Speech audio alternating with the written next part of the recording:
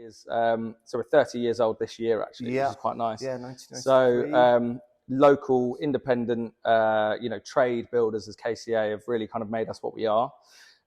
Since 2006, we're part of a group, so it's Legendary Living Group, and we have a sister company, Extreme. So the idea is that we, between the two companies, we're catering for kind of different areas of the market. We're looking at the kind of premium end of the market. So, looking at properties, probably sort of anywhere from £1 to £8 million. Our sister company are looking at the people above that, the super prime properties, which, we're in an amazing area to work with any client with that kind of, with those kind of projects. And we try to make it that, all of our designs are unique to the individual, to the family, to the property. So that process, I think, is really important for us. And that probably goes a step further with Extreme, where they're looking at really kind of making a custom-made item, project, concept, whatever it might be. Whereas us, it's trying to make a space unique, but we're not bespoking every unit. They're all made to order, so you can if you want to. But we don't have to reinvent the wheel every time. No. And I think that we want something which is really aspirational. Again, we're looking at people who are doing their second project. So taking that step to having something that really is kind of represents them in quite a nice way. Yeah. So, and that's the key thing you said for me, that you guys, you're clearly brilliantly talented, but your viewpoint is, it's creating something that is the best solution for that client, not creating stuff that you want to as a showpiece because you want to put that stone in. It's all client led. Yeah, absolutely. It's not, at the end of the day, I know we get to a lot of points in a project where, it's not our decision. Yeah. We'll give all of the advice. There might be notes on a plan or ideas from, architects and people before us, and we'll always take that on board, we'll absorb it. And, there's no point coming to us if we're not going to add any advice. Exactly. And I think that really we're not going to be stuck in our ways. Yeah. But as long as we've told you that, given a really balanced approach in terms of, that there are benefits to this, there are downsides. We can see why this would work or it might not work. And lay it all out. The decision's yours. There's so many different options that you can have with everything. There's always more than one way to do it. So we'll give you all the options, and really, hopefully that just makes it really easy for people to choose. Because I think a lot of the time, if you look at kind of trying to do it yourself, you don't even know what the options are. No. So it's hopefully that's a way to confuse the hell out of the clients at some times. But then we try to kind of, the idea of doing that is that we go through absolutely everything, and then at the end you reach like, well, I know I'm really, really confident in my decision. Because I did look at that tap, that oven, and actually I know it wasn't right for me. And the last thing you would want is to move into a property and then be like, oh, I wish my designer told me about that. Or, why didn't they tell me about that? Because I've just seen this new thing. So we want to lay everything out there. And that's the key. And I think it, much like our business, it's hands-on, listening to clients on it. And what are you seeing in terms of trends in the styles that people have been going for? Have there been changes since COVID or anything noticeable? I think the big thing that we saw was shaker. So the traditional style kitchens taking off. I think it's always been there. It's English shaker for a reason. But I think we saw like an uptake, and we did a few polls over the time, and it was like 67% of kitchens people chose traditional. And I think people working from home, they wanted something homely, and that kind of plain white handleless kitchen wasn't quite cutting it for people. So they wanted something warm and inviting, because they're going to be in it for 24 hours a day pretty much when we were fully locked down. So do you find that clients, they're considering the sort of longevity of the kitchen in terms of an investment, in terms of the style choices? Yes and no. I think there's definitely a kind of time horizon in a sense. So when we're speaking with clients, they're normally it's looking, if you're looking at within 5 years, they think they're going to move in 5 years. That's very much value's in the back of the mind. Yeah. So that's another considering factor. So is it going to add value to my property?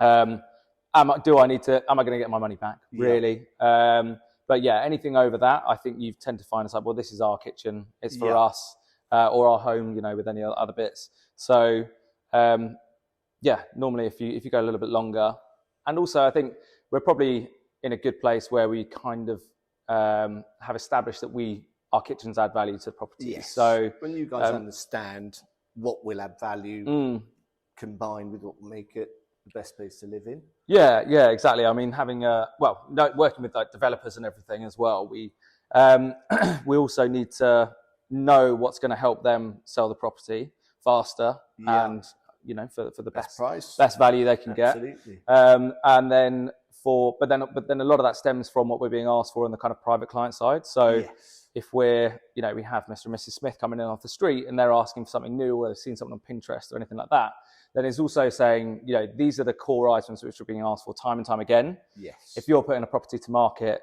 it needs a KCA tap, or it needs a So what would those three X or Y? Yeah. What have we got to have?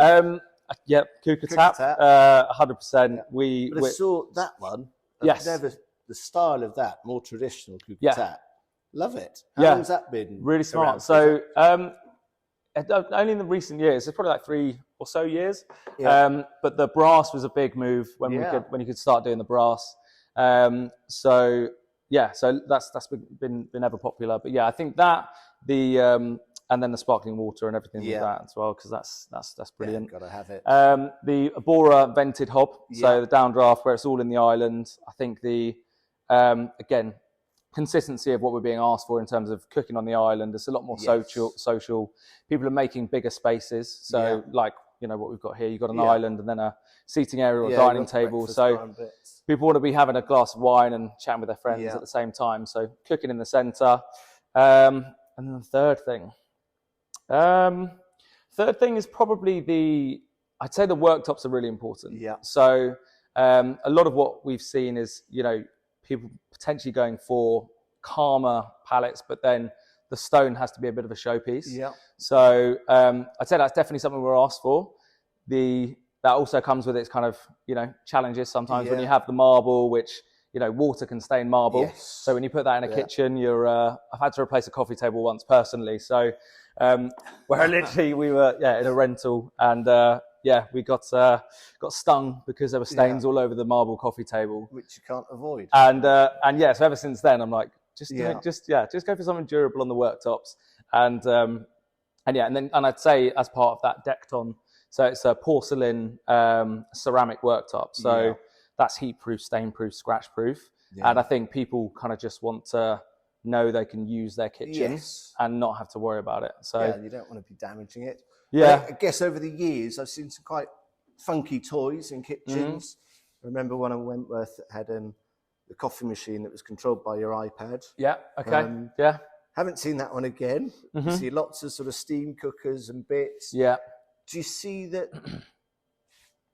Of course, I'd imagine that's quite their individual clients, but are the developers putting funky toys in at all, or? I mean, I think obviously the KCA tap, the vented hob, the wine coolers, if they can, and then I guess the style is probably really important, and it's that balance between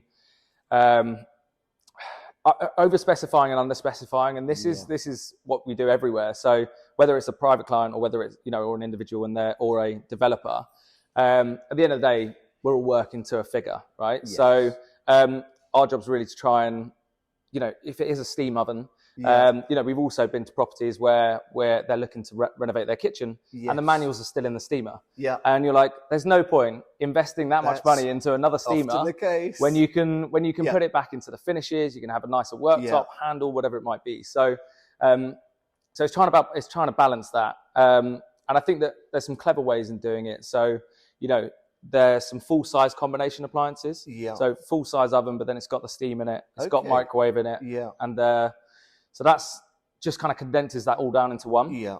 So that's quite good.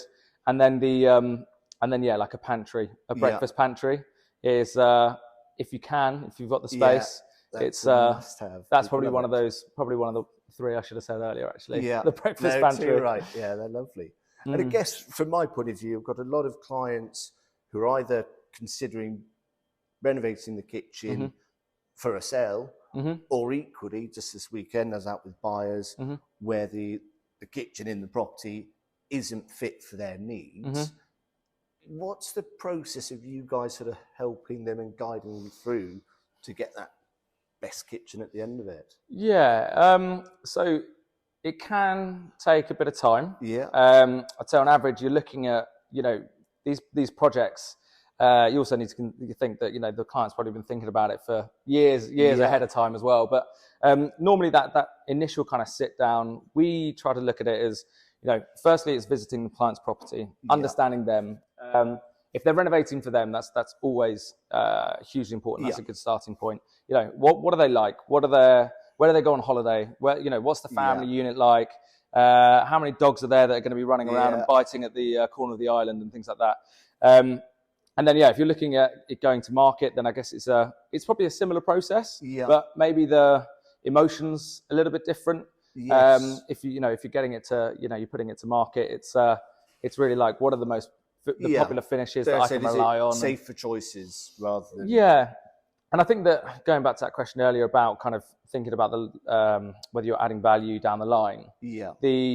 A lot of projects we probably end up going back to or ending up with a palette which is somewhat, you could call it safe, but neutral. Yeah. And you can layer on the touches. Yeah. So, bright red stool. Yeah. Or, if someone wants days of old, we've done it multiple times. We have a big pink backsplash. I knew you were going to say that. I'm sure you've seen as well. That makes my life quite difficult when you see them. But... Yeah, so it's a very personal thing. So if the kitchen's for you, then it doesn't matter. Absolutely.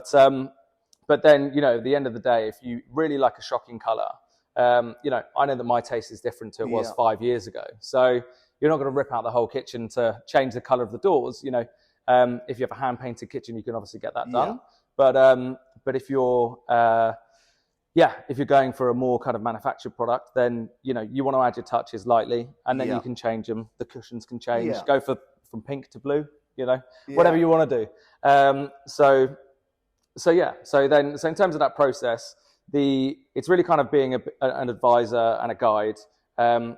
We find a lot of our clients have done it. This is their second time round. Right. So they did they may have done a project before, but it was a quick renovation of a flat that they lived in before they moved out to the country or whatever it might be. So they're looking for something which is a step up.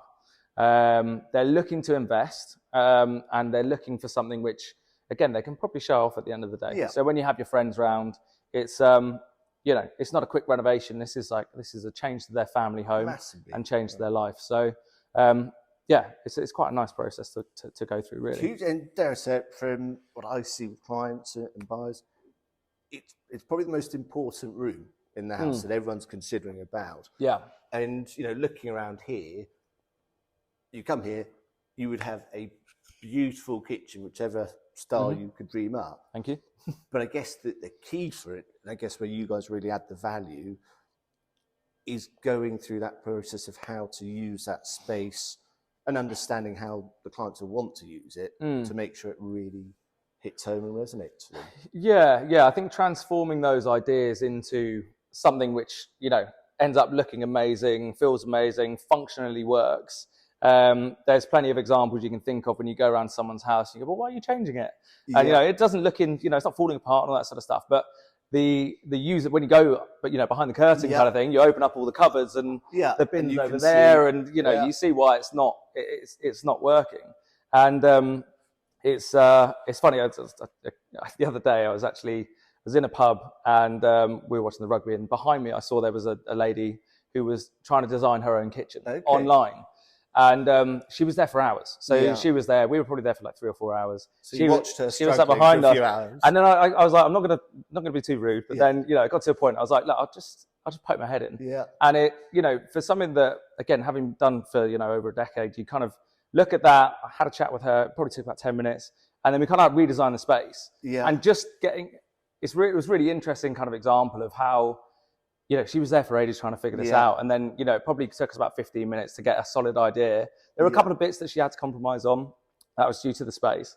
But like just trying to transform those ideas into something which is practical, ticks the boxes, give a bit of advice saying, you know, I'm sure you want that, but, you know, how often do you use the steamer? You know, how often are you going to use that? What's the reality?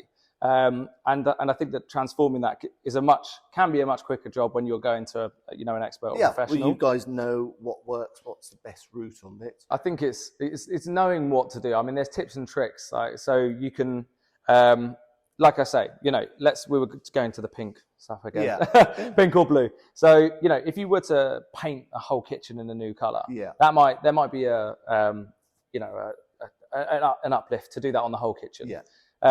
You know, but you can go to somewhere and get, you know, some pink, pink cushions from, you know, from any sort of shop, and that will just add a bit. You know, you don't need to go to these crazy heights. And I think that also the other thing is there's a lot of kind of talk about, you know, sometimes like, oh well, I want it to be solid wood, or I want it to be this, I want it to be that. And I think that on the face of it, it seems really important, and actually sometimes that actually works against you, because you can have a really solid, you know, solid wood product or painted, but actually that has its own, you know, that can be more delicate. It's easier to damage. Kids and dogs, you know, things like that. So that might, you know, that's a whole area where you might have a really nice idea in your head, which is, I want a solid wood kitchen, but then actually that can shoot you in the foot down the line, because you're, you know, the dog's going to chew it, and the kids are going to cycle into it inside, which they shouldn't be doing, but you know, it happens. Kids are kids. So it's so you know, there's things like that where you don't need to go crazy, but actually being a little bit clever, and also being selective. You know, selecting the finishes you want and what you want to prioritize, and using those in the right areas.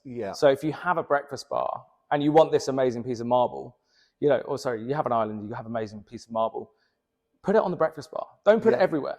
Just use it in an accent or a feature or on the back panel. And those kind of things can just, again, you don't need to go and source a 10,000 pound slab and have it absolutely everywhere. You can have one and have a really focal point. And it's probably visually more impactful than if you did everywhere, because it could just wash, it could just wash out the rest of the space. So it's, that's fantastic. Yeah. Mate, that's brilliant. Thank you.